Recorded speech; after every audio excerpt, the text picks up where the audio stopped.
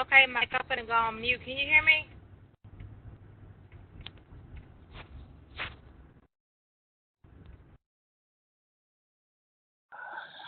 Okay, I did it again. Okay, I might just have to start this again because I think I was on mute and everyone wasn't hearing me. Can anyone hear me? Can everyone hear me now? Viewer number 3. Okay, I can see it is on the call now. Viewer number 3, viewer number 5, viewer number 4. Can everyone just change their names to reflect your who you are? Just click on your profile. Click on your profile that is showing on the screen and then change the name on there. I need to know who is on the call. And viewer number 5, are you struggling to fix your audio? Let me know. You can type it on the platform so I can guide you what you need to know, what you need to do. If you can hear me, click on your, you will see 5 icons. The first one is the microphone icon. What you want to do is click on that, and then you see the question that says, how will you talk and listen? You want to click on the computer. Either you do that or the last icon, the last green icon to your right, just click on that. And then when you click on that, you go to settings. You click on settings, see profile, you will see audio. Under audio, you want to click on the microphone. You will see list of different microphones depending on what you have on your platform. On your computer. Okay, you need to fix your sound from your end. Can you hear me at all? If you can hear me, just type it on the platform. Oh, but how can you type? No, I cannot if you can't hear me. Obviously, you can hear me, but I think you need to fix your own audio, the sound, the microphone sound. So what you want to do, like I was trying to explain, is see the 5 green icon at your end. Let me see if I can take a screenshot. Mine is green. Yours should, orange. Yours should be green. So you need to click on this icon, the one on the left, the microphone icon. And then when you click on that, you would see how will you like to talk.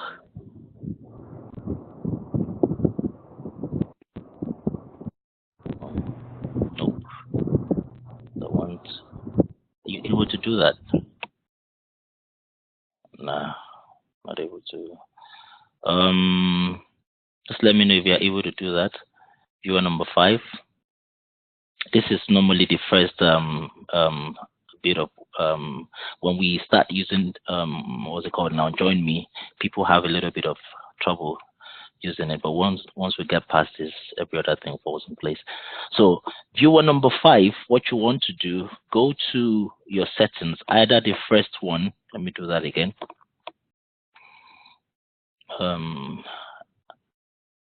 Okay, draw this. Do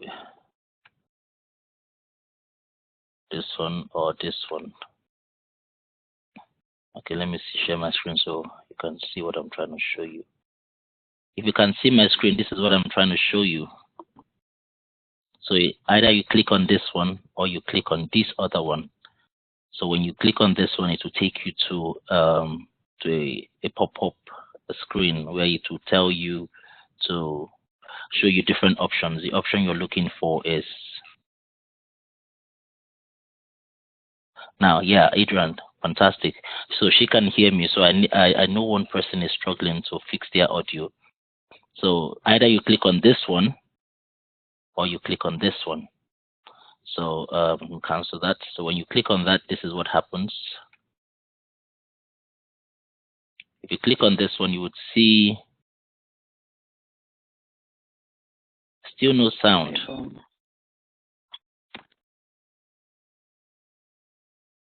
Yeah.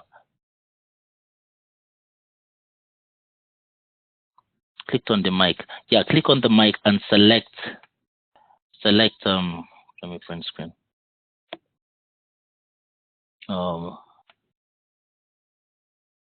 See, this is what you want to select. This icon here. You want to select this icon. Click on it. How will you either use your computer or you can use your phone, but I think this is the best one. Or you click on check audio settings. So when you click on that, this is what it should do. Click, close this off. When you click on this one that I'm trying to show you now, when you click on this one, this odd one here, when you click on this one, click on this one, then it will, when you click on this, then you click on settings, then it will take you to another window. Are you able to do that?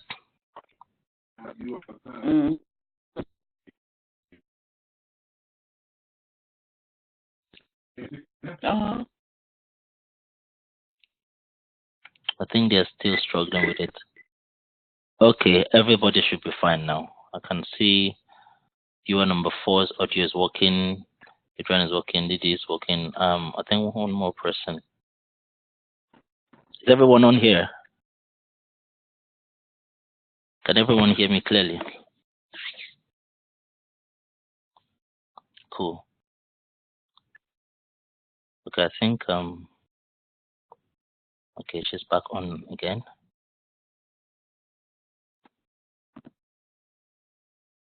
Yep. Okay. Okay, fine, fantastic. And now I think it's fixed now.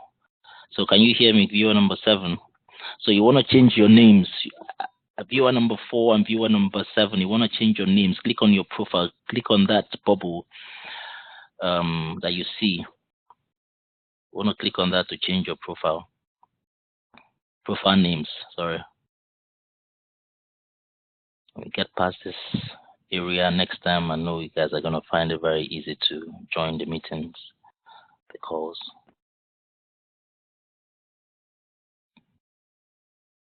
Okay, in order not to waste any more of our time, I'm just gonna, take us to the next thing what we have.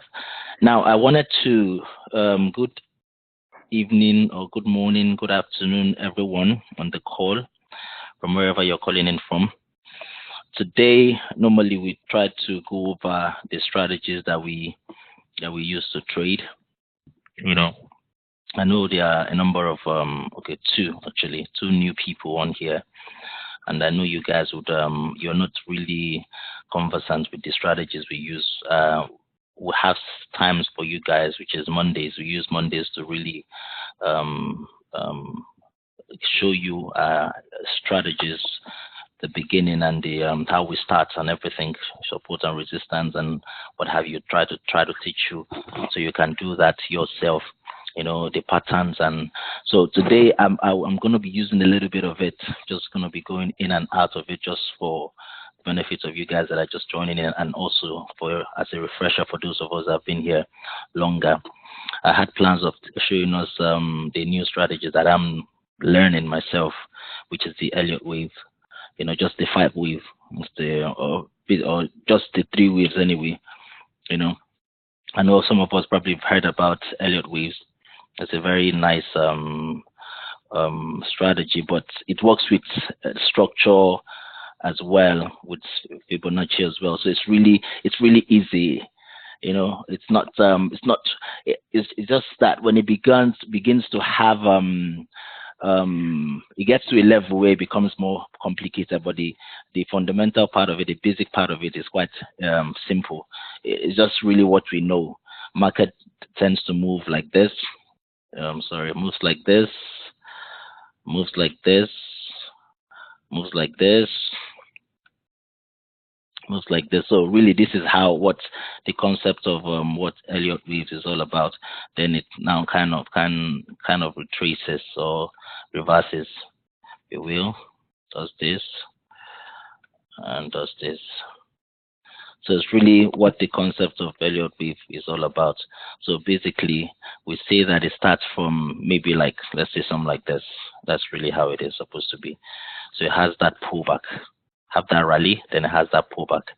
Then after that, it has another giant rally to the upside and pulls back again, pulls back, then does another rally to the upside, another rally to the upside, then begins to reverse by doing that, and then pulls back again. I think then drops again. So basically, what this is saying is that there are numbers that are used for it. So with the Elliot Waves, the first number starts at. I know some people start from 1, but it's really from 0. Zero begins the first move, but you're not really concerned about the 0. This is where your move really starts from. Starts from 1. I'll see you how this plays out in markets. What I stand for. Every one of these things are just tools. They don't give you they're not the holy grail when it comes to one video. Everyone can see you. Hi, it's my wife. She's come to ask. Don't worry, I'm coming now. Come and cook. Where am I now? That's 2, and then the 3 goes here, and then the 4 goes here.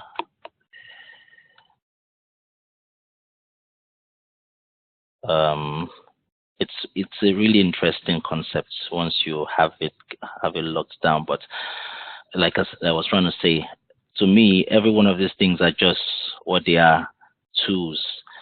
They don't have they are not like the holy grail when it comes to the understanding the forex markets. They aren't, because they fail too. Same way every one of them other tools, Fibonacci, stochastic, what have you, flags, same way they fail. This one's to fail. So it's just that the only thing that makes us that we try to do when we are in the market at all times is to protect our positions. That's the only thing we know we have control over, but we don't have control over what the strategies are going to do. I mean, the tools are going to do. They may fail us as the market. I mean, as we use them in the market, because the market is being controlled by people that have money, that have liquidity.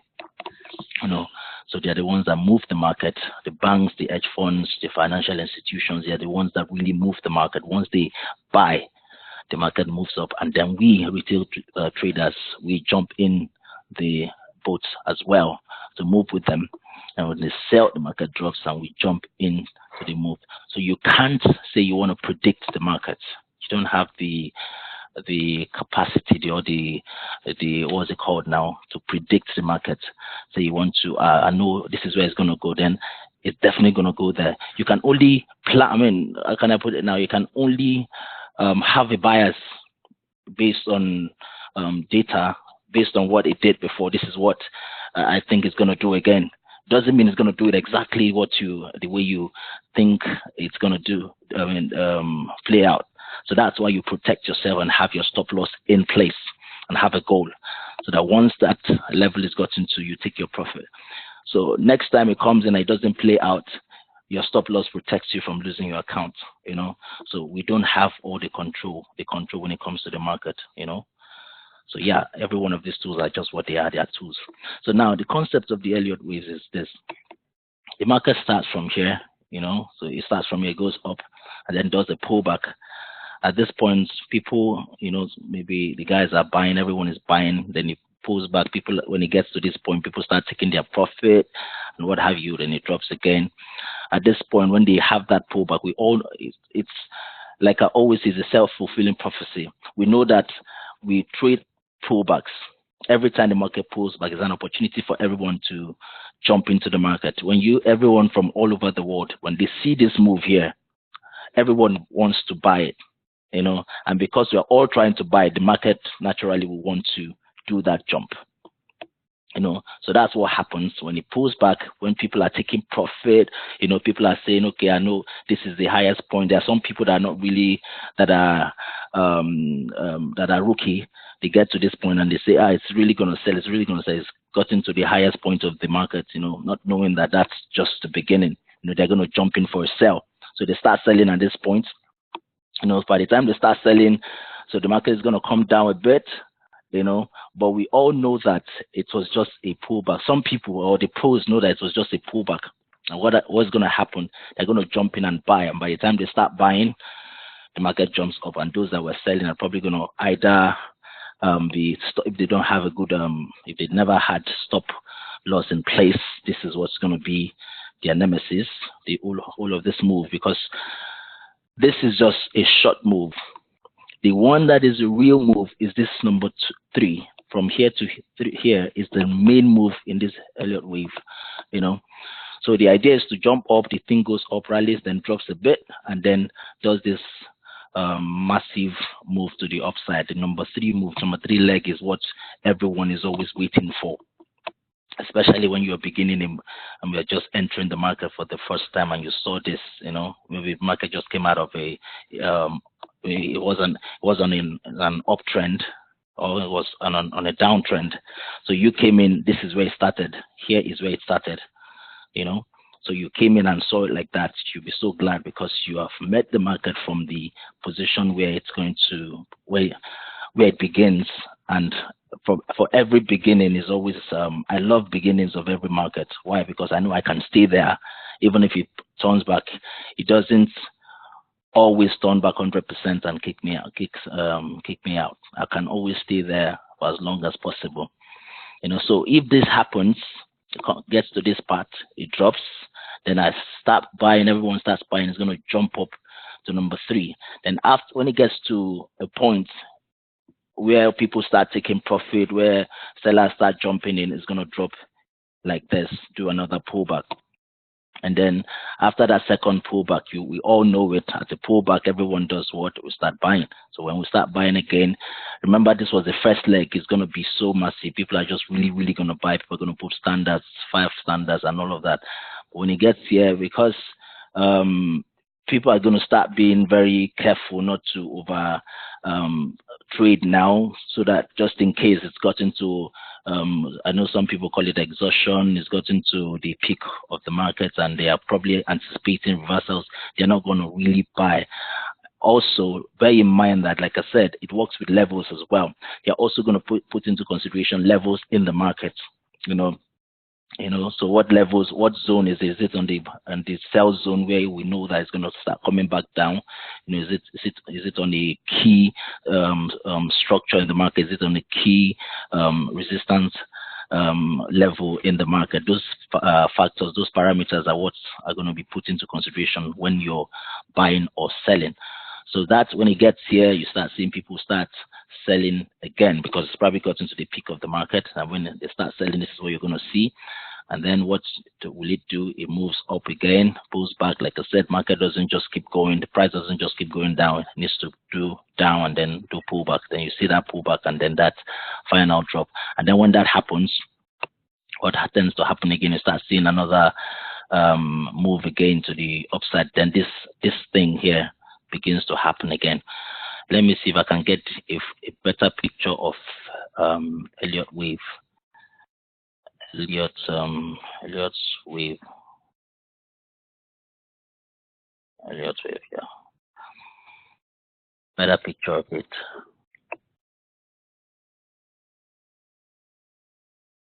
Okay.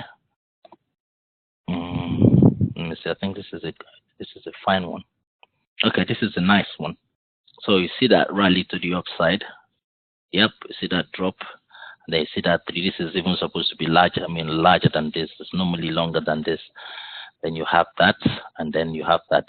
Number 3, level 3 is normally the longest leg in the market. You know, I think this pretty much just says it all. So look at this. So that, you see that move, then you see that giant move, and then that pullback, and then that rally. The rally. This is the giant. This is the biggest move in the in this what's it called now, in this strategy, or in this tool. The number 3 leg is the longest. Let me see if I find any other one. So yeah, this is another one. Does that, does this, does this, does this, does this, and then begins to retrace or begins to reverse.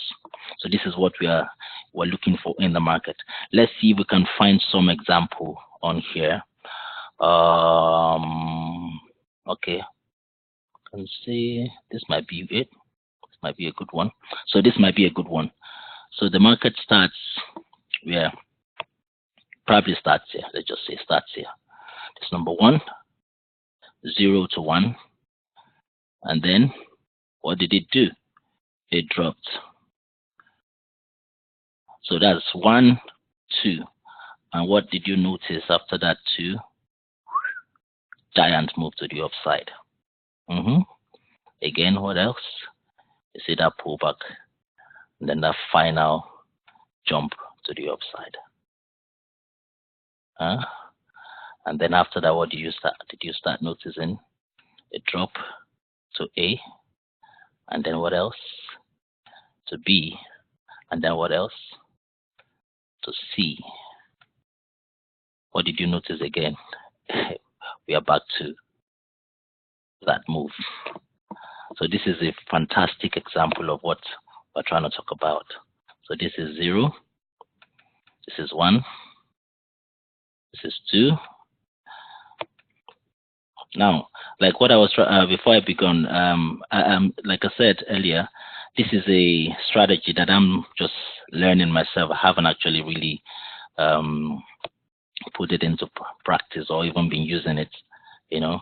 So it's just something I'm just introducing, just in case somebody wants to use it and trade it, or use it for trading.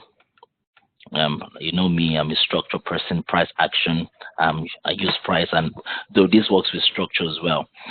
So this is just an example of it. So it happens on every time frame. Let's see if we can see another one.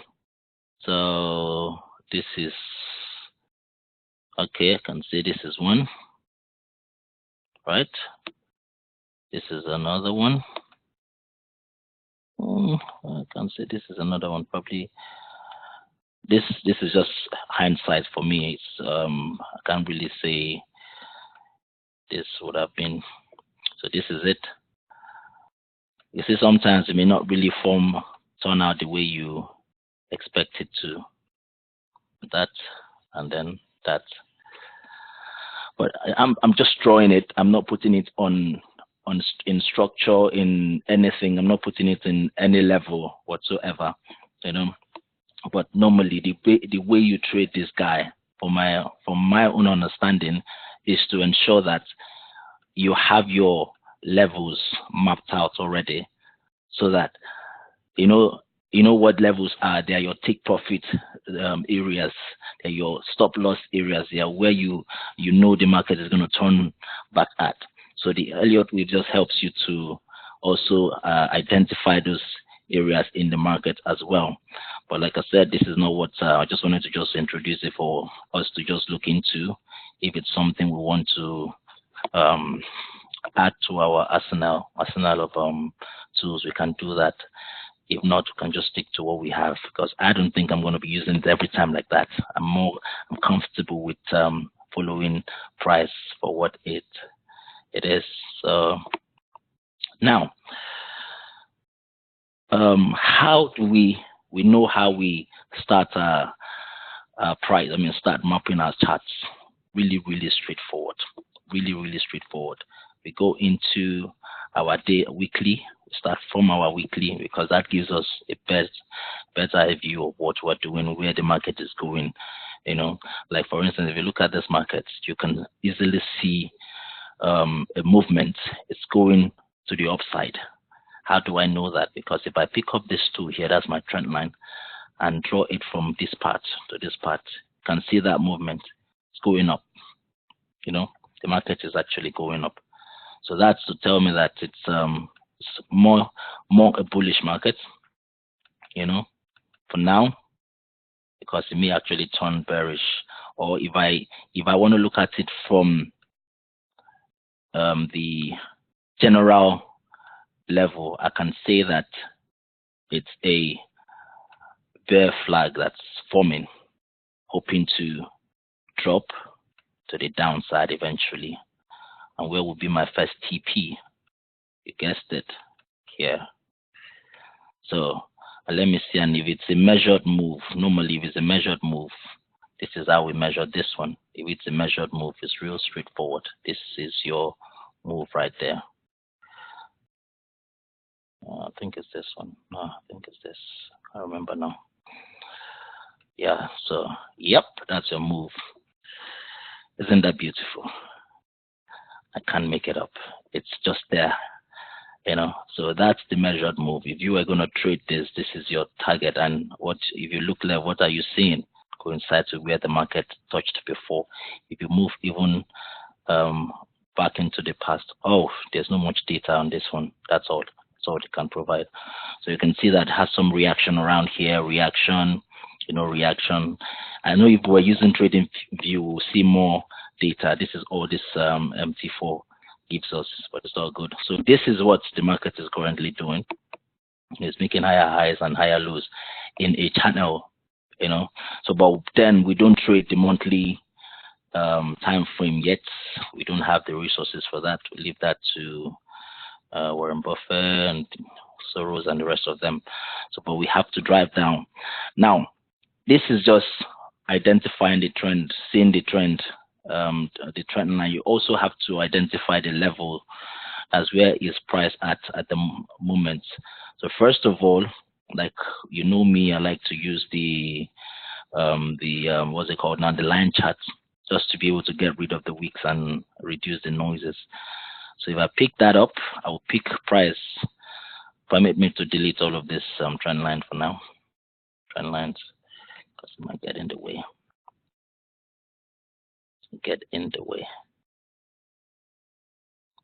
So this is what we are doing at this point. I think I'm going to go back to my yellow. I don't like this white.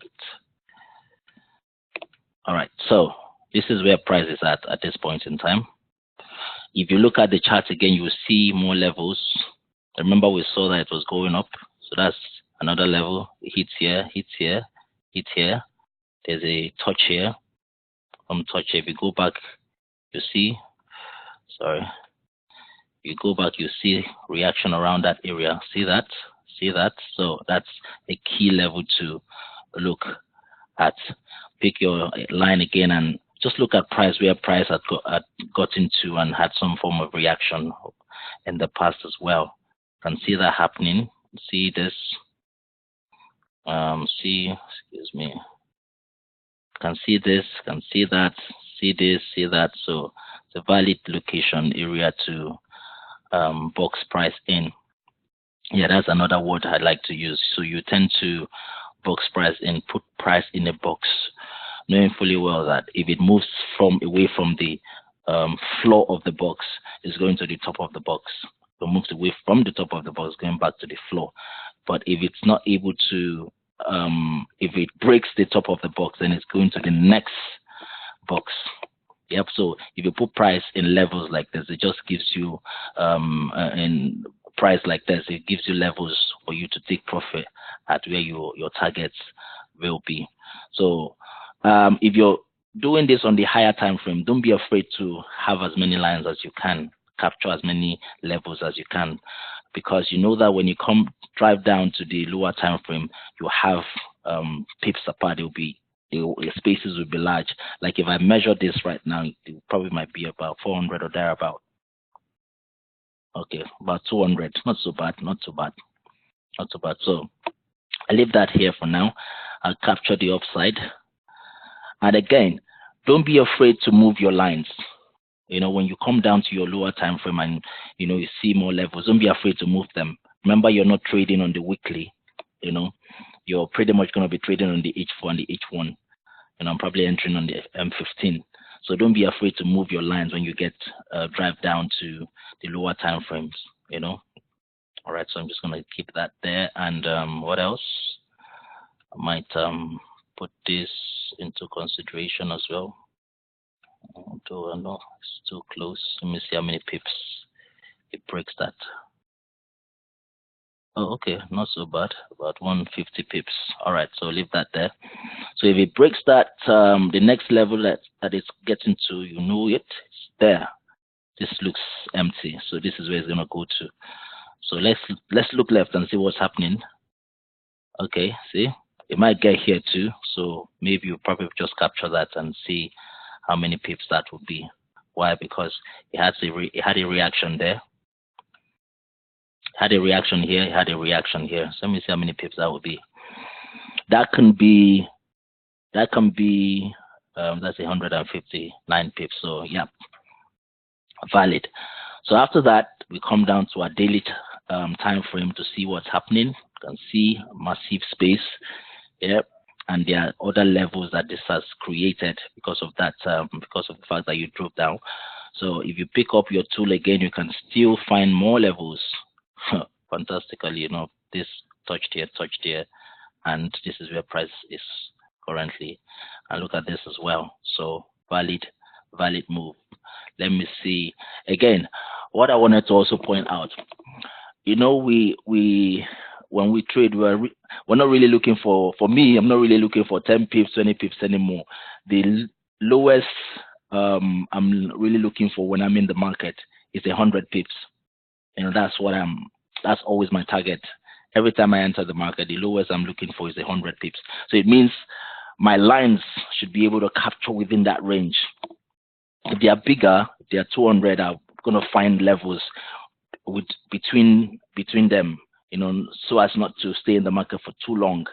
I don't mind 50 pips, I don't mind 60 pips, but I just have 100 as my target for particular trade I'm entering, and that's why you would see if I draw them out, you would always see that my lines are either 120, 150 pips apart. Yep. So that's something you can keep as part of your strategy if you choose to. So I see a touch there, I see a touch here, I see a touch.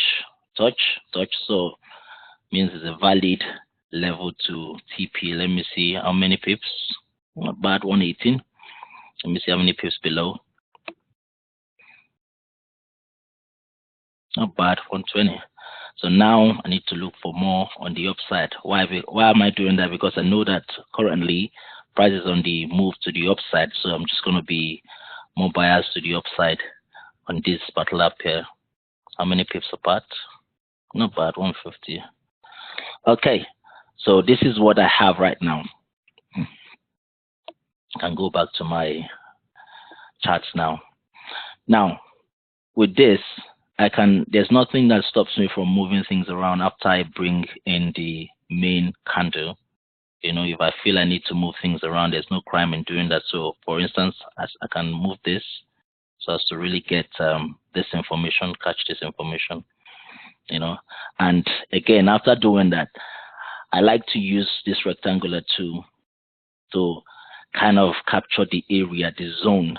Remember what I told you that, okay, I didn't mention it to the new guys. Support and resistance are not really like fixed, not a fixed line, not a fixed line up or a fixed line down. Why? Because what you consider to be your own support may not be my own support. For instance, I may say that this is my own support, where it is at this point in time. Somebody else may decide this is their own support. Or some other people can just say, okay, this is my own support. The body itself, not even considering the wick at all. So it means that when this price comes down, I may be waiting for it to get to this place, 84 pips, before I TP. But some other people can decide to take their profit on the body, 65 pips. Now, if everybody else decides to take their profit 65 at the body, 65 pips, it means I'll be waiting for nothing because the market's probably going to come down 65 pips and turn back.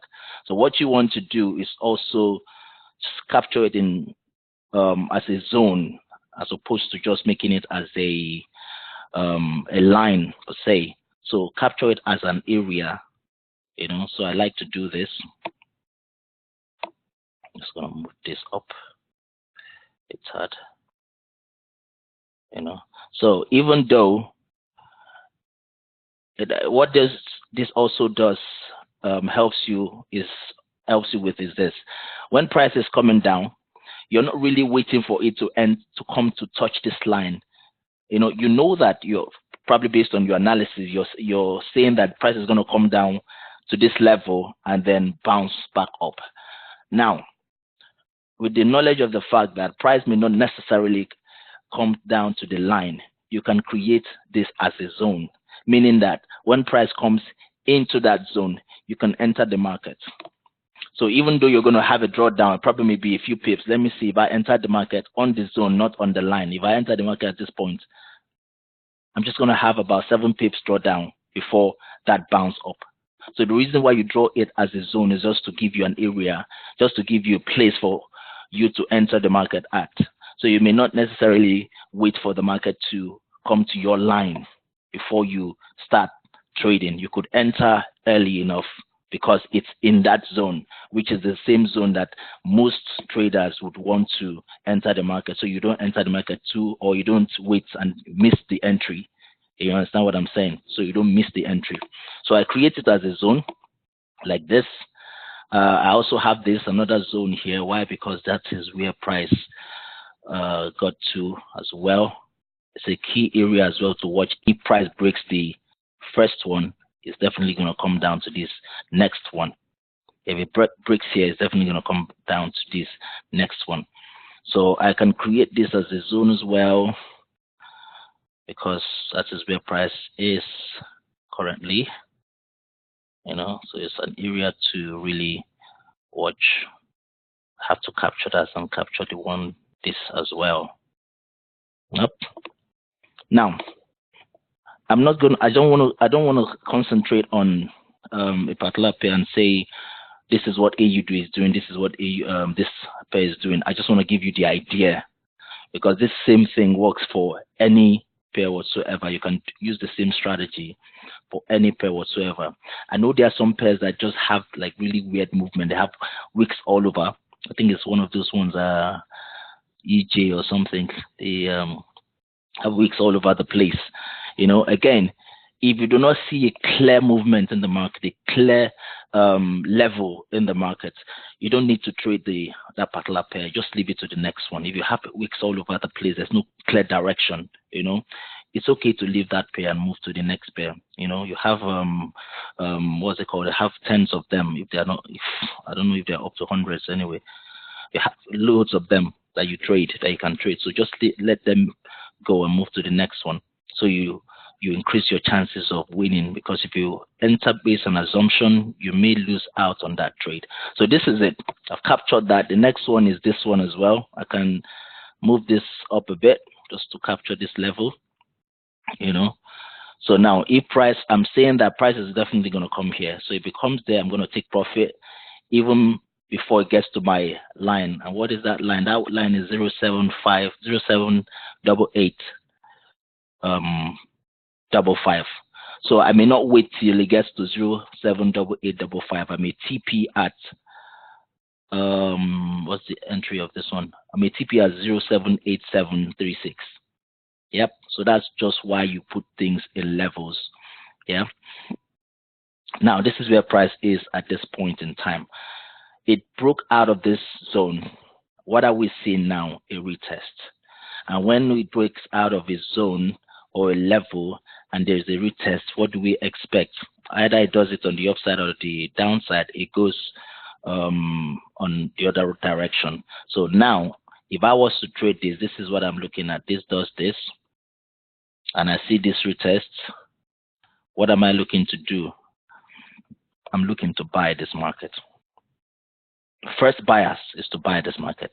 Why? Because it falls in line with my rule. My rule says that I have a level, I have price rally.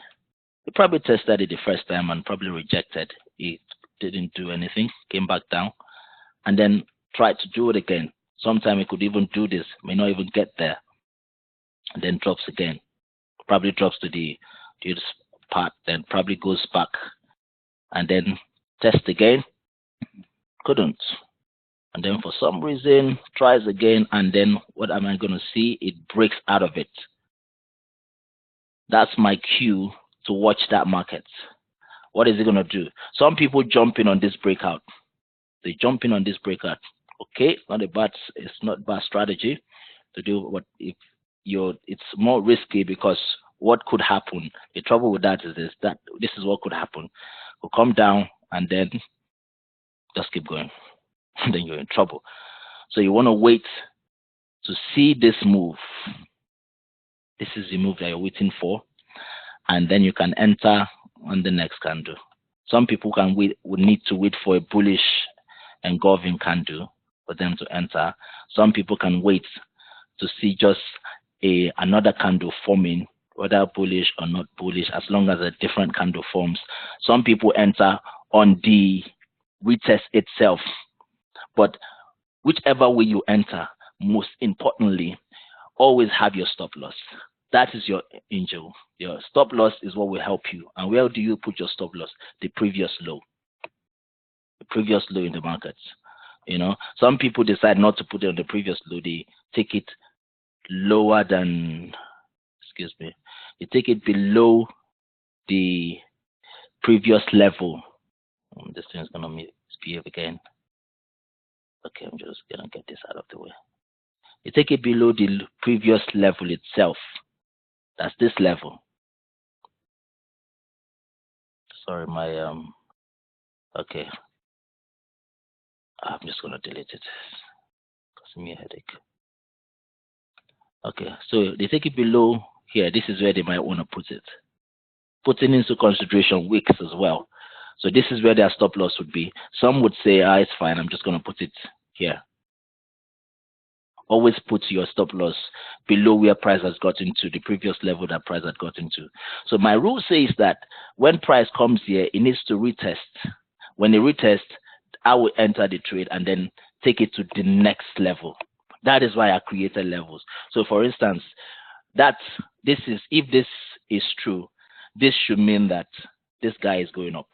And where is it going to? The next level that I created for the price. You know, if you go down to the lower time frames, you see smaller levels, but the whole idea of trading the higher time frame is to not be bothered with the smaller time frames, because they have loads of fake outs, they have a lot of noises. So if you look at it on the higher time frame, you see the holistic picture, the whole picture, have the bird's eye view of the market. This is where it's going to get to based on this analysis. When you drop down to the lower time frame, you start having movements that maybe confuse you, because in the lower time frame you may start seeing this broken down into like 5 different moves.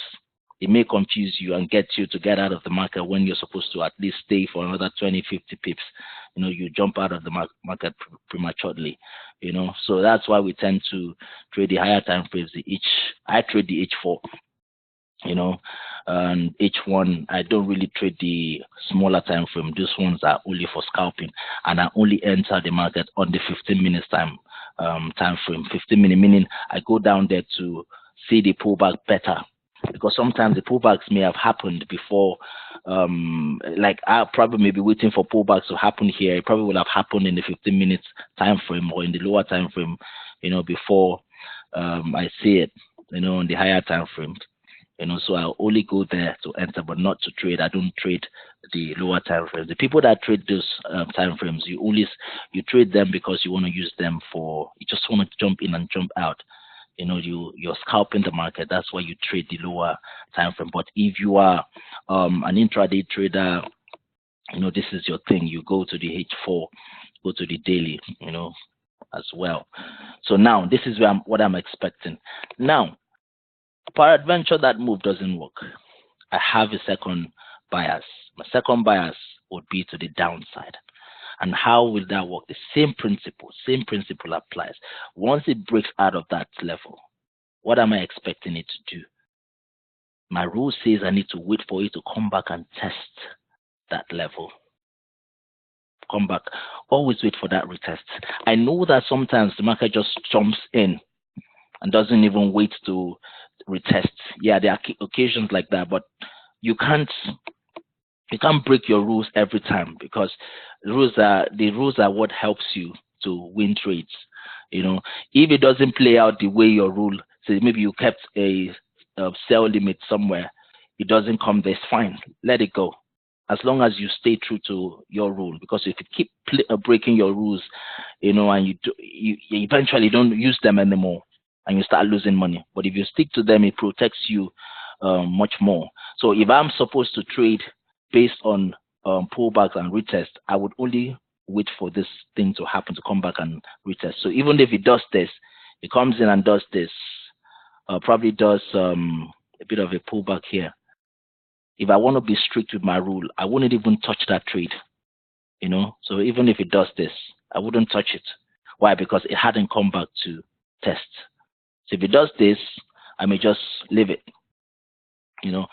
Again, for people that do pending orders, because you want to set it and leave it, you can set it in your pending order there. And if the market doesn't come to that level, it means you're not going to take it. It's okay. You can just leave it and look for another market. But if you're comfortable, just trading either pullbacks or retests, you can go ahead and do it, as long as you stick to it.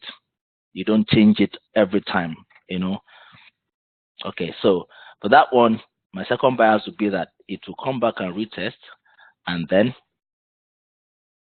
where is it going to? The next level. So I'm going to be trading this market based on levels. When it does that, the next thing I'm waiting for is for it to do the next thing, either go up, again, or come down. It may even go up here, and then instead of going up, it may go from here and go up, or it may go from here and come down. I probably keep going in that same direction. Then we'll call this market consolidation. It's consolidating. It's in the same channel, in the same box. It's not going up, it's not going down. Nobody's winning. The bulls and the bears, nobody's winning. Everybody's probably on hibernation or something. So but once it breaks out, what am I waiting for? If it breaks out to the upside, again, what am I waiting for? A pullback, probably retest for retest traders. And then what am I looking for? Where is it going to? The upside. That's my first bias. My second bias is probably going to break out to the downside. And then what am I waiting for again? A retest or a pullback. And where is it going to? The next level, you guessed it. Yep. Now, the third bias is this. It breaks out, and then maybe the devil tries to put a hand in it, and then it comes back. And I probably enter with a standard. That's why you don't start the market with a standard, because of things like this. You saw a breakout, you're like, yay, because it's been ranging, it's been ranging, and we know what the rules are. Once it's in a consolidation, if it's been there for a long time, if it breaks out, it's massive. It's jumping to the moon, or it's going down to hell, or whatever, But it broke out, and because you are so impatient and you did not follow your rule, you jumped in, had 5 standard lot sizes here, and you thought it's going to go up and probably go to the moon. And then what happened? Something just happened. What happens today? Just happened, and this went without you. For some of us that were on the call, we were, okay, look at something like this. We were looking at GU at one point, that we were on the platform. We're looking at GU. Before we knew it, We just mapped. I think it was Didi. Yeah, it was Didi that mapped this head and shoulder. Just we looked at it. I looked at it as well. I went in not barely how many minutes, and what happened? That move. So if you had a standard 5 standard loss size, you probably were expecting this to go up, and then you put 5 in there, and then this moved against you. Went how many pips? That's 120 pips. Multiply that by 5.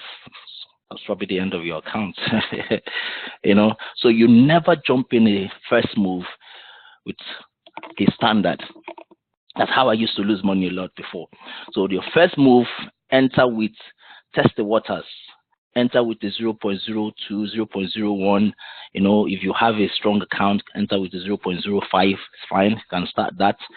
Then when it moves a bit, then always have your stop loss just in case.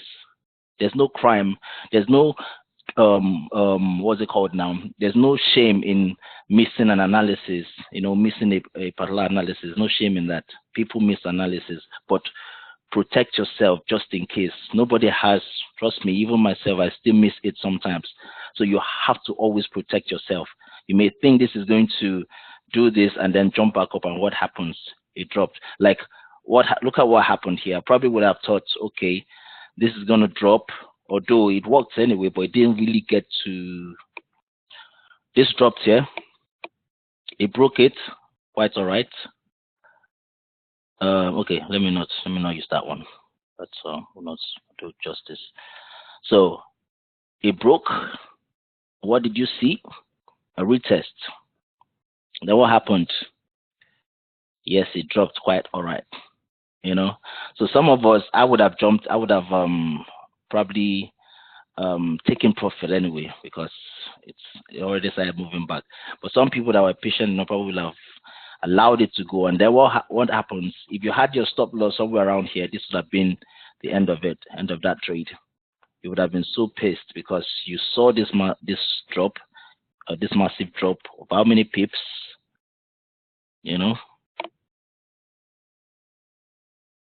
About 60 pips, and you didn't take profit. You allowed it to go back, and you didn't put your stop loss properly, and you hit your stop loss. And then what happened? Immediately you hit your stop loss. What do you see? It dropped further. It came back to that level. So which brings me to my next talk. Patience. Patience is key. Patience is key. I know sometimes patience can be a two-edged sword, in terms of, because you are too patient, you became the patient dog, eats the fattest bone, only eats bone, at the end of the day. Patience can be also deadly because you waited too long in the market. So patience can be very helpful, because if you enter, for instance, you enter this market, it came down, you retested, and you've told yourself, that it's coming to this next level. But what happened? It went back.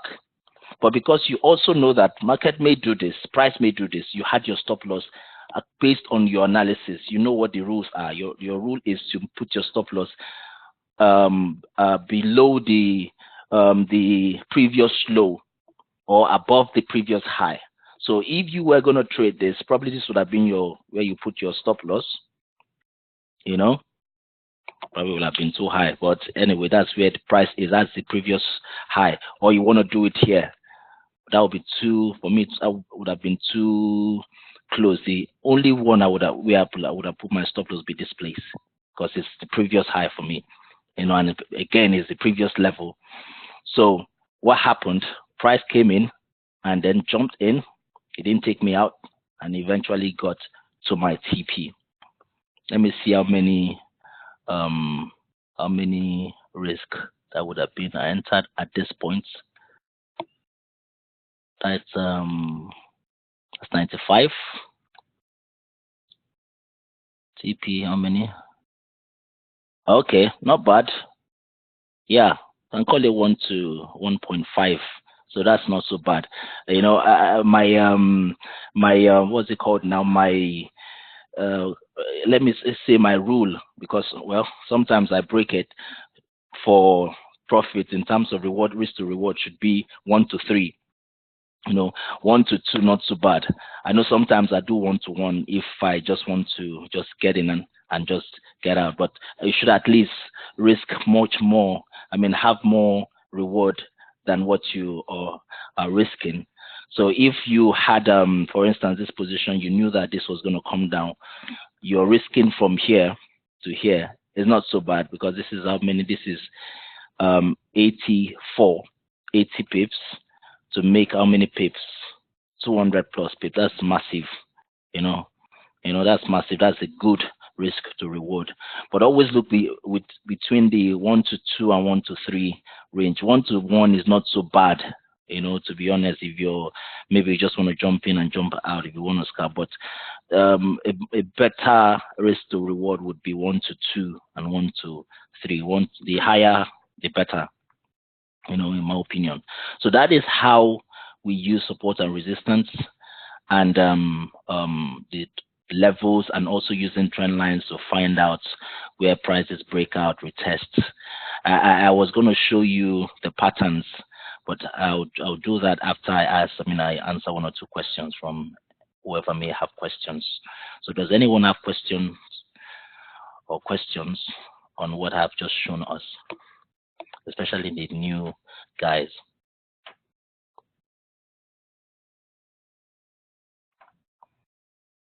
Anyone? Okay, cool. I tell you, this strategy, what we are learning here, is the best thing. If you get a hang of it, you don't need any other tool. You don't need moving averages. You don't need RSI. You don't need MACD. You don't need whatever. If you understand price movement, it's just knowing what price does. You're going there to the source of the work itself. You don't need external indicators, because indicators can fail. Some of them lag. Some of them try to predict. So you just need to look at the market. What is price doing? What did it do before? Because like we all know, if you've done basics, price has memory. If it moved somewhere before, it's probably going to come back there. An example of what I'm trying to say is this. Look at what we're saying here. Price came around this area. You see what it did? It just kept having some reactions around here. I will probably call this a stop hunt. Yes, a whole lot of resources. Price has this. Yeah, she's asking, is there anything in the market library related to price action? Yeah, I had some videos and some books to that effect. So it has this. It did this reaction here, reaction here, reaction here, reaction here. It came here, kind of broke out a bit. But what did it do? It jumped back in. It had a reaction before, dropped down, and then went back in. What did it do when it came back to that level? When it came back down, where did it go to first? Where did it get to before moving back up? That same level. So if price has been here before, it's probably going to go back there before moving either up to the downside. If price has been here, it's been here, it's been here, it's been here, it's probably coming back here. So if it breaks this zone, it's going to come back to this place, because that's where it's been to before. So it has memory. So that's all you learn in the market. Knowing in this strategy, just knowing where price has been to, then telling yourself, I don't want to use the word predict, because it may not get there in a year.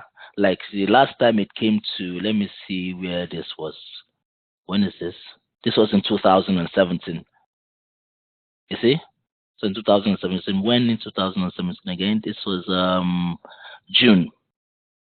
Yep. And only got back here December. Okay, got back here December. Yep.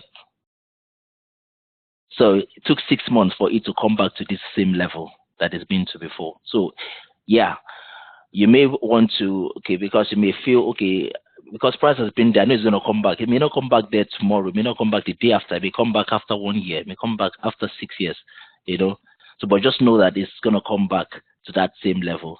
It has memory. So that's all we trade. That's all we trade. Price action, market structure. If it breaks structure, it's probably going to go to the next level. It's probably going to come back to test where it's broken and then come back down. No. Now I'm going to take you to the library, where you can find some of the resources on. If you come here start from the very beginning. Start from the very beginning. If you have time, I would highly recommend that everybody reads this book. I haven't finished reading this one. I just picked it up and I stopped halfway. I really loved this one. So if you have time, you have to read this book. These are the two books that I really recommend for people to read. Trading in the Zone, and most especially Naked Forex. This is what we do on here. We trade naked, not literally. We trade the charts are naked. We don't have, by naked means we don't have indicators. The only tool, it's not an indicator. Fibonacci is not an indicator. It's a tool. It's another advanced tool that you use to trade. That's the only tool we tend to use sometimes. So we use only Fibonacci as an external tool to trade the market. But naked trading is what we do. So read this book. It will really, really change your mindset. It will really, really help you. This book. And then I had some other books there just to help. But most especially, all of these mappings are what we use, in the market. These are patterns. The patterns I'm going to show you. I'll show you also. I know Pitchfork, some people use another advanced tool, but I am not into Pitchforks. You see patterns in the market, head and shoulder, double tops, double bottoms, how you trade them, they're all here. I took the time to curate this information and put them all together. For people that like RSI, I had that, put that there for you as well. So yeah, there's a whole lot of information. I'm still going to look at what's it called, patterns. What's it called now? All them Gatly and the rest of it, but probably in a later day. So this is it, head and shoulder, how you enter the market, what you should be looking out for, the formation and everything. Then also candles. And so just recently we're trying to get used to reading candles as well. Something to also know, because once you know candles, I know there are millions of setups, you can't exhaust them, but just know the key ones, shooting star, hammer, hanging man, also just know the key ones, because they are the ones that will really help you to see reversals quickly before they happen. So that this one's as well, how you measure your measured move, how you measure what's it called now, flags and what have you, or how you measure out ranges and consolidations. They are all here. I had some write-ups here. This library is just for you. Just go in there and then you see a lot of things that would really, really help you. Let me see if I can find book on. Okay, this is supply and demand as well. This is what's this? Some other thing. Hey, yeah, this book here, Beginner's Introduction to Price Action. Yeah, I had to put. I found that somewhere on the internet as well. Let me see, who is this by? Yeah, okay, I put it together. It was just it was a fantastic blog post that I read, and I had to put it together. So it's really lovely. So this is it. It's not very long. It's about 12 pages. It's about 12 pages. You can look at that. And then you have how to trade market structure, Pepperstone. How many pages? 19 pages. So these are not really long books. I know they are really long books that that we get tired when we start reading them. But this one is really good. It has pictures and everything that I put together. It's really helpful. And then trading ranges. Okay, this is the book itself. Trading price action range. This is another one. There's a recording. Okay, this is another a strategy that I was teaching. Risk management. Let me see if I can find the video on trading NFP. I had a video, a book about it as well that I put together too. How many pages? Just 3 pages in Investopedia. So just look at that and supports and resistance, how to draw that. I have that trend flags, and yes, I'm still gonna take everyone on this again. I know I've taught the professional traders. Just for the new guys, I'm going to show you how to trade flags and patterns and all of that, because they are also very helpful. Hey, everyone, please read this particular Wisdom of Jesse Livermore. Read this. It's part of what I used to talk about, what I talk about here every time. You need to read this. It's really, really insightful. Cancel this. Let me see. Find the video. Fibonacci, how to use Fibonacci. That's not the one I'm looking for. Okay, basic channel. Okay. No. I'm looking for the video on market structure now. Working with market structure. Yeah, working with market structure and basic head and shoulder. Market update and market structure. Yeah, I did a lot of them. You know, one-on-one session with Fumi on structure. Yeah, this is one that a lot of people like. So you want to also look at this one as well. You know, yeah, and I posted a couple of items for candles as well. Outlook on pairs using price action and market structure. Those ones are really also quite helpful. You know, some books, yeah, question and answer sessions. And then this one, this is the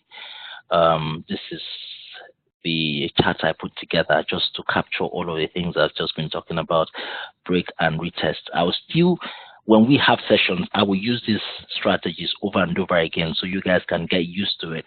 You know, the trick is to be able to master trick to mastering something is to be able to use them over and over again, you know, and let them become part of you. The more you use them, the more you get used to them. You know, how do you speak a language? You know, you speak a language by learn to speak a language. We learn to speak a language by speaking. So if you speak it, the more you speak it, the more you use the language in communication becomes part of you. So just look at this chart, look at what's happening. Look at it starts out with a consolidation. I saw a consolidation, then it moved, immediately broke out of here, a retest. Now, this is on the H4, yeah, but sometimes you may want to drive down to the H1 or the 15 minutes to see this retest happen. When this retest happen, you buy this market. It takes you to the next level. What's that next level? Where you identified in the market. That's where you TP and wait for it. You know, like this is what happened. Some of us would see this giant move. Oh, Jesus, then you jump in 5 lot sizes. But what did you notice? It jumped up and then finally came down. You probably will have been sweating when you see this move back to this area. So that's why you want to, first of all, yes, I know it jumped out without giving you any retest. It's okay. You know, just leave it. You don't need to do anything. Let it go. You know, but how by the end, because at the end of the day, it's probably going to come back. You know, the retest is key, Adrian. Thank you. The retest is key. What did it do? It came back to that level. Yep. It came back to that level, although it went high, but because you don't want to take the risk of just jumping in, you want to make sure that it comes back and fills your rule or fits into your rule, your strategy before you take it, so it can become like a standard for you. You wait, sit on your hand and let it play out. What did it do? It came back to that level, and what happened? It retested it and then zoom, it went up. Yep. What did it do again? It came back down, and really here I would have still been, probably I would have taken profit at this point. You know, but for patient people that know that it's going to come here, they probably waited, and what happened? It came back then and then finally went to their level that they created. It TP'd and then waited for that sell or that break above. The break above never happened, and what happened is sell happened. But how would you know to enter this sell? If you go down to your lower time frame, you get a good confirmation to enter this sell. You know, maybe some candle, some pullback. A pullback is normally a good opportunity to enter a sell. You know, so I entered a sell here, and where will I TP? The level it came out from before. Remember, always we're working between levels.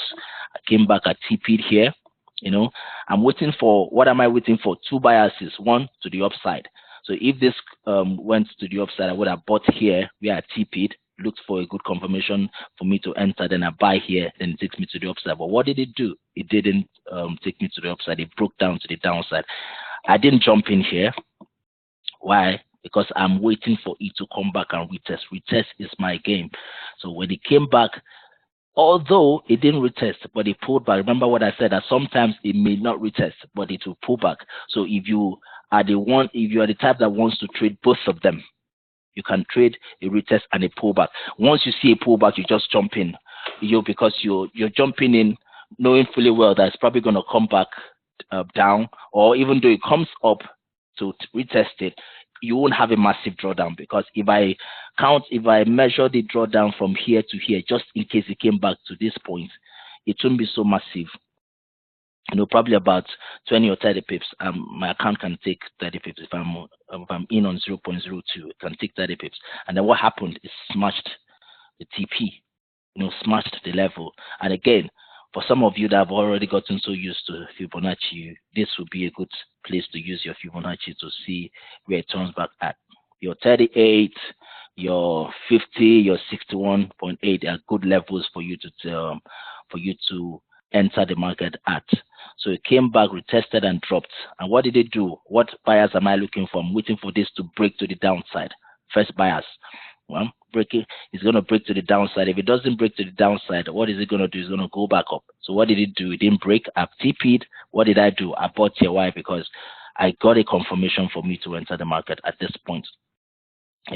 So I bought the market. Where am I going to? You guessed it, that level, the same level I came out of. What am I looking for? I'm looking for it to drop back to the downside. But if it doesn't drop back to the downside, where is it going to? It's going to break to the upside. Am I going to jump in? It broke out of it. Yes, I know I did put a buy here. I would only buy this if I've gone down to the to the smaller time frame and seen a pullback. But if I didn't, I'll consider this a missed trade, because this could have been news. This was probably news, because this is on the H4. It was a massive move. So I missed this. Let me say I missed this. But for some people that were probably trading news, you probably caught it. So that's why you would TP here. Just when it touches your TP, just get out. You don't need to wait for it to give you more, or you move your stop loss in, or use your trailing stop loss to help you. Then it broke out. What did it do? It broke out. What am I waiting for? A retest. Did it happen? Yes, it did. It retested and I got in. But what happened? It didn't go up immediately. It kept coming down. Where is my stop loss? Unfortunately, it will be on the lowest. What's the lowest? Probably here. Or you could even use any of these ones. The highest of these ones. The highest of these ones. Then, to be honest, really, this particular trade, you probably would have lost it if you use the stop loss that was close to any one of this, unless your stop loss was somewhere here. And remember the rule, your stop loss must be, your risk to reward must be at least 1 to 2 or 1 to 3. I would say this trade wasn't a good one, because the risk and reward would if you measure the risk from here to here, is so massive, because the reward would have been from here to here. It's not very unless you want to put your risk somewhere around here, but then it's quite risky. It's quite risky. So I would not consider this a very fantastic trade. But if I did trade it without stop loss like I used to do, it retested, it did not kick me out, retested, and what did it do? Massive jump to the upside. I TP'd. Yep. Again, what did I see? I saw a breakout and I saw a retest. And what did I do? I bought. Where am I going to the upside? But what did it do first? It came back down. My patient said wait, because this is where my risk is. My risk to reward is about 1 to 2, or 1 to 1.5, which is not so bad, because what did it do? Smashed my TP. This is a candle, a shooting star, dropped a shooting star. A shooting star, what does it say? Is this reversal candle? That's why you see how everything plays in together. Knowing how to use candles and how to use structure and how to use breakout and retest and all of that. This was for me a very perfect, trade, because I think I traded all of this. I caught all of this upside, and then when it started coming, I think I don't know if I caught it I think I caught it up to this point before this whole mess up, because right now GCAD just messed itself up. Everything just started going south, but yeah, this was a massive win for me. So it threw a shooting star, a pin bar, and then what did it do? It dropped. Yep. So I sold from here, and then I TP'd on the next level. But if I notice what's happening, I'm seeing rejections. It's throwing pin bars. It's throwing wicks, which is telling me that these are rejection. This is probably the it's getting ready to drop to the downside. Now, another thing is this that you can see in the market is the double top. See? Double top, which is a key reversal pattern as well. Double tops, head and shoulder, V tops or V bottoms, they're all reversal patterns that you look out for in the market. So if I see that I'm selling, this is just pretty much it. I said I was going to do a session where I break this down. So this is just it. It's the same thing. What you're doing on the upside is the same thing that you're doing to the downside. Get your levels in place and then just follow the market, follow price action. If it's been there in the past, it's going to go there in the future. So that's those areas or those levels are your TP areas. They're your target areas. They are areas where you put your stop losses as well. And don't be afraid to stay in the market for your position to hit TP or to at least enter the zone where you have where you've identified your target. Don't just jump in and jump out. As long as it's you have your stop loss in place and price doesn't come back to hit your stop loss, come on, there's no reason to jump out. But I'm not. Can I let me add like can I call it a disclaimer to that rule? You should always also move your stop loss into profit every time you are in profit. Let's say the market moves 20 pips or 10 pips in your favor. It's okay. Just move it 1 pip. You can move your profit 1 pip in. So because if it comes back to your entry, it's fine. And it comes back to your entry and takes you out in profit, it's fine. All you just need to do is find another confirmation to enter the market again at that entry. Because our goal is not to lose any trade. Once we enter the market, we don't lose any trade. So if we enter the market and we are up 10 pips, we move our position in. And we know that probably at the end of the day, we're probably going to make 120 pips or 100 pips in this market. We move our position in 1 pip, So if peradventure as price goes on, it comes back and hits our stop loss. It's all good. Either the analysis was not right or price is going to hit that stop loss and then come back down. So we just need to look for another entry, right? So that's one rule to also add to your arsenal of rules to trade. Okay, yeah, absolutely. Thank you for sharing that. So, yep. So I don't know if anyone has a question on what I've just shown you. Does anyone have any questions?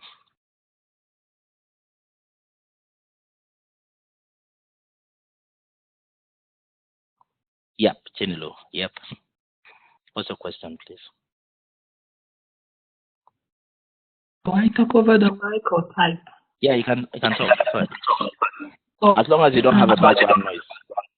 No, I don't. Okay, carry on. I was gonna ask if we could go back to. I know we used to do the long MBOT 100, and it's way off track, but yeah, the MBOT 100 and all the other MBOTs that we have, strategies that we had, because to me, I'm thinking right now with the price action and the structures, demand and supply, it could be a really good technique we can apply to London and really hit it good, because I tried it one night and it was massive. I didn't gone for 10 pips. I actually went higher than 10 pips because I was looking at the market. I was looking at the price, the way it was moving. Yeah. It's just that the market has been crazy lately. It has been. To be honest, really, it's been crazy for the past few days. In fact, from Monday, since Monday, it's just been going crazy. I don't know what's happening, It's just been doing whatever it wants to do. But we are not, like the Bible says, we are not ignorant of the devices of the devil. So we are not ignorant. We are not going to let the market's movements, make us feel bad or anything, affect our analysis. We're just going to come back and put things together and wait for it to play out. If it doesn't play out, so good, we let it go. Next time we'll try again. We never ever rush the market. We never ever force the market. It needs to play out the way we want it. Why? Because this is our business. This is my business. This is your business. So you don't want to just throw your money into something that you're not sure of. You need to be cocksure before you can take a position, so that you increase your chances of winning. If you're not sure of that position, don't take it at all. It's your money, unless you're demoing. Now, back to the strategy, the MBOS strategy, the strategies that we use here to call it the automatic PIP strategy. It just gives us money without we even doing much. All you need to do is just to set those parameters in, and forget it and let the market, when the market opens and gets to the time that you created those things for, they just kick you into the market and then take you to profit without you having to do a lot of analysis. Some people just only trade that strategy. They only trade that strategy. They don't do all of this mappings that we do. They just set that in the morning, pick it up in the afternoon. Some set that for that day, 24 hours later, they come back and take profit. So those strategies are strategies I'm going to share with us. I know a lot of us, some of us on here, we've done it a number of times. We've gotten so used to it. But I'm going to do it again with for the benefit of those people that have just joined us, So, but it will not be today. I'll set up another time for that, so we can look at it. The first one is the MBOS London. Second one is the MBOS 100. So it's the MBOS means McBillion's breakout strategy London, because we are trading the London session. The other one is McBillion's breakout strategy 100, because we're looking for 100 pips in the market. Just setting it and let the market give us 100 pips. It may give us 120, give us 50, give us 80, but we are not going to be, what that strategy does is that you just put it in, 12 hours later you come back and either move your stop loss into profit, or you either close the position if it's against you and you don't want to, but you're supposed to leave the market, that price to position to run for 24 hours, 24 full hours. Then come back the next day and recreate it, put another position in and take the profit of the previous day. It's just 100 pips per day, So I'm going to do that with us, and so we can decide if we want to be using that. It's another thing is it's only available during the London session. So for some of us in the States, you might need to wake up a bit earlier to benefit from that strategy. Okay, so do you have any other question? Yeah, Mike, remember the 100 is not London session, remember? We do it at midnight. Yes. For us here, we do it at, I think we used 12, to do it at 12. 0 of your MT4. Yeah, so the MBOS London is just for the London session. The MBOS 100, you do it at the 12 midnight clock. The 00 of your candle of your MT4. Let me see that this. So you're here.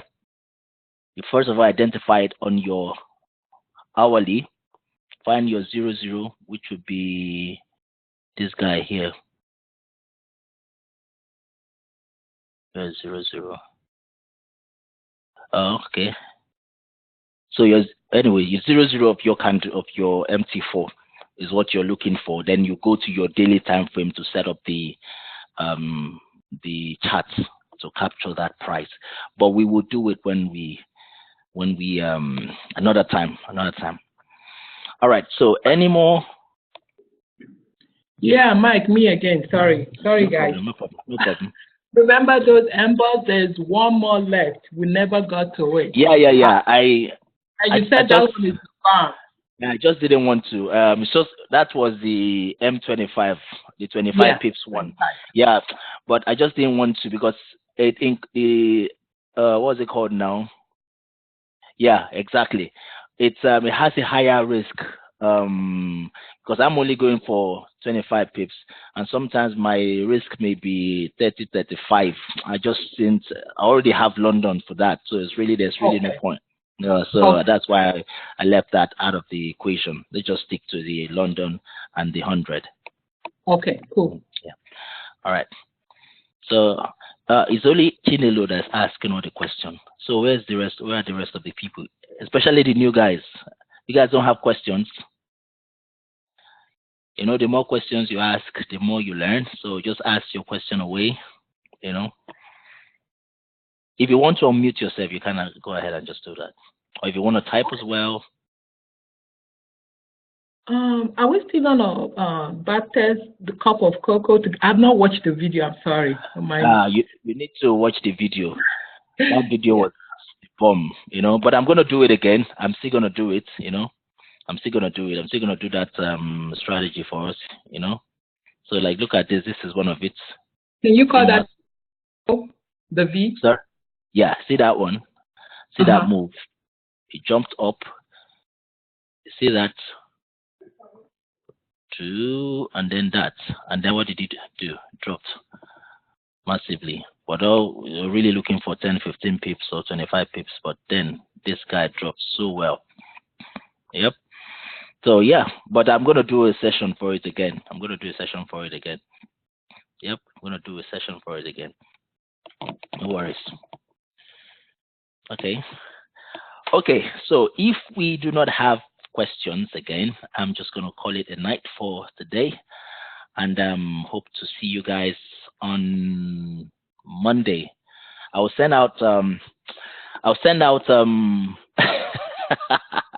Mike for president of which country? Okay, that's a good laugh. I'll tell my wife that you guys are already prophesying presidency for me if she's ready. So I'll set up. I'll look at the charts on Sunday. Sunday night, I'll do all the analysis for what is going to happen for the week. So I'm going to do that for.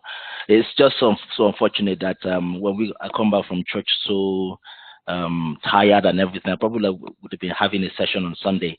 Move the Monday session to Sunday. But for now, I'm just going to do the analysis. Let me post mine first so I can see. Yeah. Fantastic. So yeah, maybe that's what you guys should do. Just post your analysis on Sunday. Post your analysis. What you think the week is going to be like. Just post it on Sunday. Then I will post mine. Then we can compare notes. Where we need to change things, we can change things, and then when 5 eyes are looking at the same thing, it's easier for us to see the truth in it or the mistake. Yep, fantastic. Thank you very much, guys. I do have a fantastic night. I love you all, and I hope to see you on the platforms. I may not be in tomorrow to really trade, really be monitoring the charts, but I'm going to try my best. I'm going to try my best. Take care and God bless you. Bye-bye. Okay, bless you too. Bye, guys. Bye. Bye. Good night. Good night. Good night. Bye. Thank you. Bye, Didi. Thank you. Bye. Great.